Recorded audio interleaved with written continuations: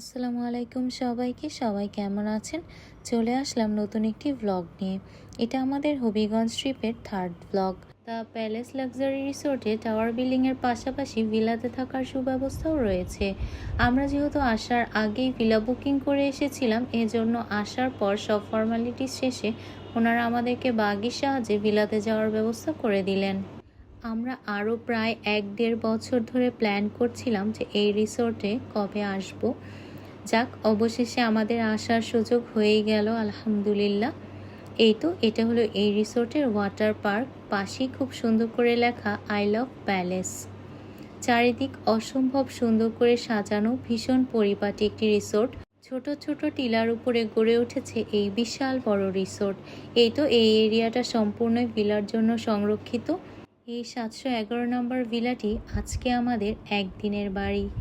আজকে একদিন এক রাতের জন্য এই সম্পূর্ণ ভিলাটি আমাদের। আসুন আপনাদেরকে ভিলাটি ঘুরে দেখাই।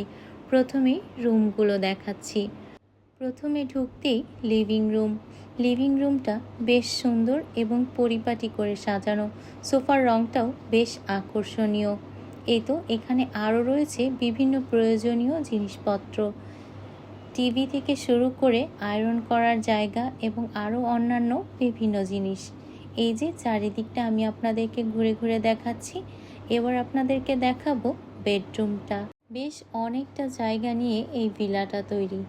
এই হলো ভিলার বেডরুম, অসম্ভব সুন্দর করে সাজানো।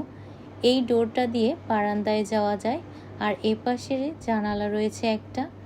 এই তো এই সেই বেড। এখানে লাগেজ রাখার জায়গা, আলমিরা সবই আছে। এখানে বসার একটা জায়গা আছে।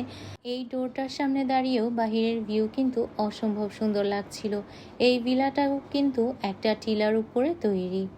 আর এটা হচ্ছে রুম থেকে জানালার ভিউ।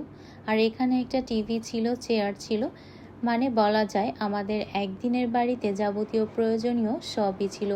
এখানে দেওয়া ছিল ফ্লাস্ক, কাপ, এছাড়াও যাবতীয় চা কফির জিনিসপত্র। এই তো আমি আবারও আপনাদেরকে পুরো জায়গাটা ঘুরে দেখাচ্ছি। এবার আসুন আপনাদেরকে আলমিরাটা খুলে দেখাই। এখানে কি কি দেয়া ছিল। এই তো এখানে একটা সেফটি লকার দেয়া ছিল, জায়নামাজ ছিল, এছাড়াও বাথটব ছিল।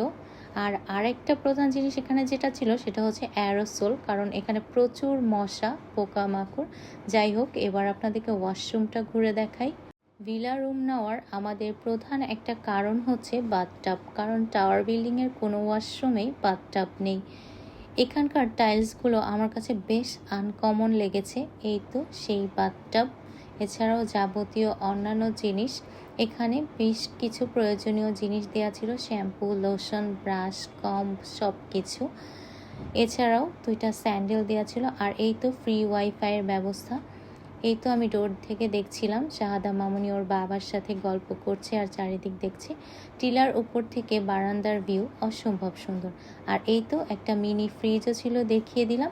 এবার আসুন বাহিরে থেকে ভিলাটি কেমন দেখা যায় দেখাচ্ছি। ভিলার বাহিরের এই অংশটা দিয়েও বারান্দায় যাওয়া যেত। বারান্দার ভিউ যে এত বেশি সুন্দর, যা সামনে থেকে না দেখলে আসলে বলে বোঝানো অসম্ভব। এখানে বসে গল্প করতে করতে কফি খাওয়ার মজাই আলাদা। কিন্তু আমরা একটা কারণে এখানে বসে গল্প করতে পারিনি, তা হচ্ছে ভীষণ মশা ছিল, পোকামাকড় ছিল।